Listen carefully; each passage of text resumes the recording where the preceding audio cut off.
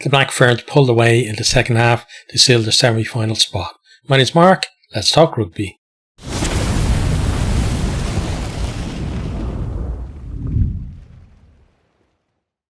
This one was a pretty entertaining game. Fairly close in the first half, but then the class of the Black Ferns really came through in that second 40. So starting off, we have, a really good discipline first quarter from South Africa. Forwards, really strong carries, getting them, on that front foot. The scrum, a bit of a weapon for them as well. And right at the end of that first quarter, they get the reward. They have a bit of a trick play, line out 15-person maul, and then over they go. It's Latza who scores.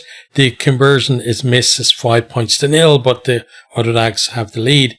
New Zealand then immediately ramp up the pressure.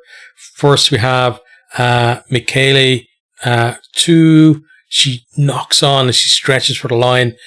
They went off the back of a line out. She almost got there. Great covering tackle from Halle. But from the resulting scrum then, Joseph charges down Van Rensburg and Stefano goes over to score. Conversions miss. We're all square at 5-5. Honestly, I thought Joseph a little bit lucky not to get pinged for offside. From that scrum, I thought maybe she was a little bit ahead of the hind foot, but they gave her the benefit of the doubt, I guess. New Zealand's defence then wins penalty to halfway to go quickly, kick it deep into South Africa's 22. South Africa then kind of did her a bit about what to do and, don't go for the kick. And then when they try to run it out, they get caught behind their own line. Yeah, that bit of hesitation really did cost them. Black Ferns spread it from the scrum, and then Soros McGee goes over in the corner. Conversions missed, 10 points to 5. Then have a scrum penalty that gives momentum to South Africa as we approach the break. Strong carries again from the forwards, and they're edging closer to that line before who was it? Ingwevu forces her way over. Conversion missed again.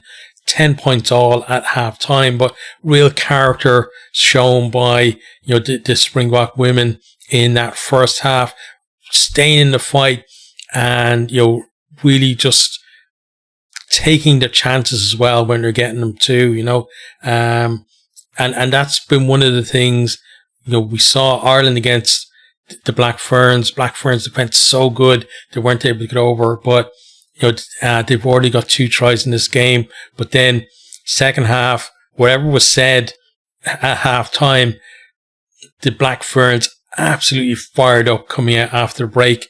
They claimed the restart, drive deep into 22, and they're over in the corner through Holmes about 30 seconds after the start of the half. A couple of minutes later, they disrupt the South Africa line out. Then they turn the ball over and they break. They've got plenty of numbers, and Soros McGee just strolls over for her second. Conversion missed, 20 points to 10. They then score a third try in 6 minutes.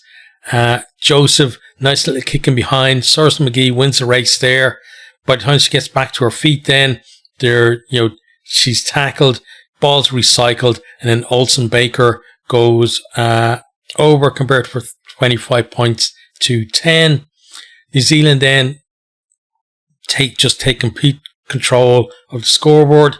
First we have Olsen Baker and then Holmes both going in for their second tries of the game to make it 39 points to 10.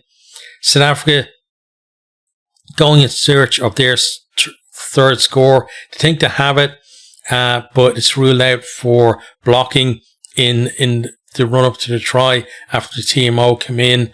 Try had been awarded on field, but then TMO came in and said no, there's blocking there. But then shortly after, Makua does get over, and this time it counts and makes it 39 points to 17. New Zealand then have the final say as Vaha Kolo collects an offload from Holmes. Holmes just offloading off the deck in the tackle, and then Valcolo just bounces a couple of tired tackles and over she goes. Conversion makes the full-time score 46 points to 17. So a really good game of rugby for a quarter-final there. And, South Africa's shown real heart in that one. So let's have a look at the stats and then we'll talk briefly about each of the teams. So let me pull the stats up here on the official site. So let's start with territory. South Africa 55% to New Zealand's 45, and then possession 64 to 36. So you see South Africa, most of the ball, most of the territory. And as I said, they did get some scores on the board, but the difference really is that cutting edge that New Zealand have, and that immense defense as well. There were times when they were able to hold South Africa out or just hold their line, force an error, force a turnover, and then break themselves as well. And they're just so dangerous on transition as well. Meters carried then 532 to 416, and number of runs 89 to 178. So, it means New Zealand almost 6 meters per carry, and South Africa, you talk about somewhere around maybe like not even 3 meters per carry, around that kind of area though. So, double the amount of meters being made by New Zealand on those carries. But, at the same time, I did feel that South Africa's ball carrying, especially in the first half, the first 20 minutes was really good. Ruck success then 96% each, but New Zealand just had that ability again, picking their moments to go after the ball and turn it over.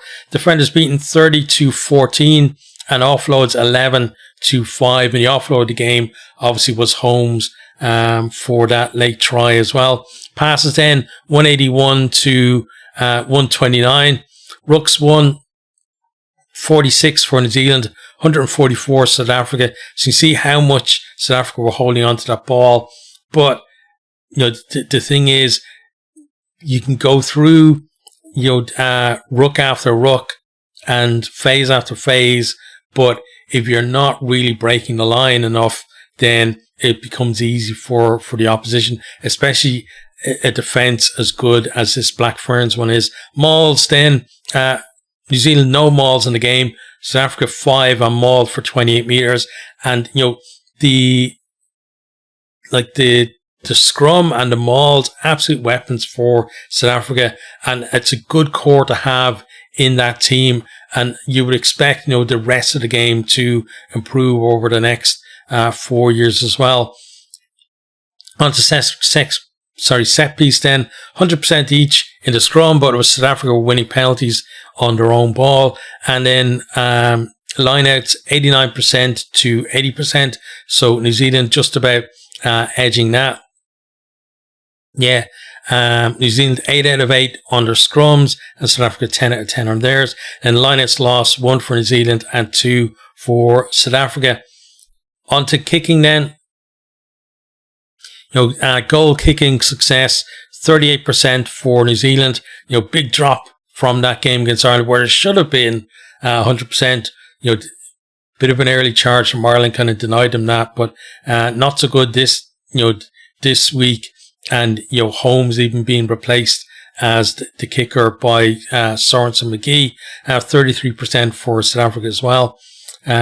Kicks from hand then 10 each. So not a lot of kind of kicking. We saw in other games, 20 odd kicks, but again, South Africa holding the ball in hand a lot. And maybe they could have varied the game a little bit more and maybe moved New Zealand around a bit. But the thing is, New Zealand team, so dangerous. You have to kind of thread that, or walk that tightrope between, do you kick them the ball and then potentially on the transition, they're going to break you down and score, or do you hold onto the ball to deny them chances to score? Either way, you've got to be absolutely perfect in everything you do, because they're so dangerous with and without the ball as well. Kicks into touch then 7 to 8.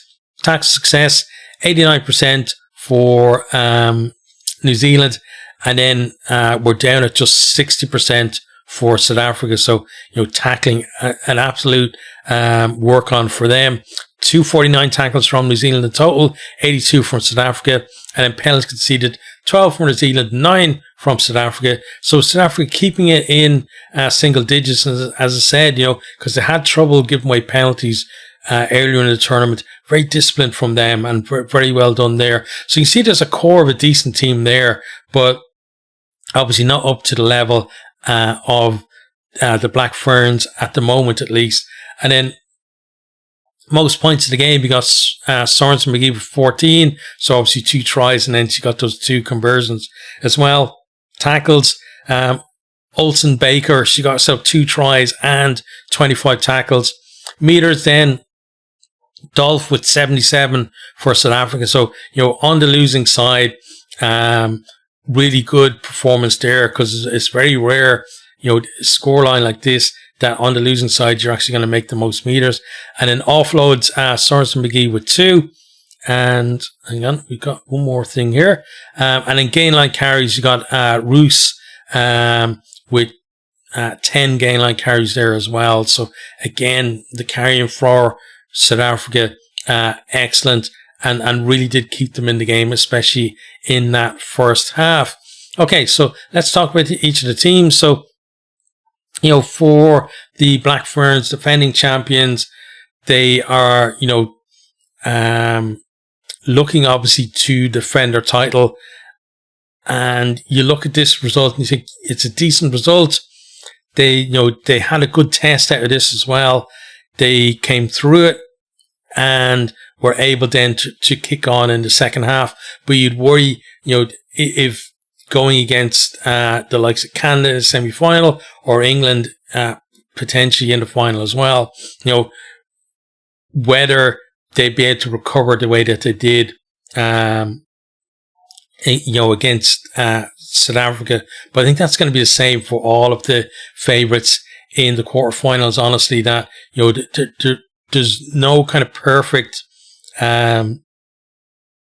performances at the minute, but you have to do enough to get into that semi-final.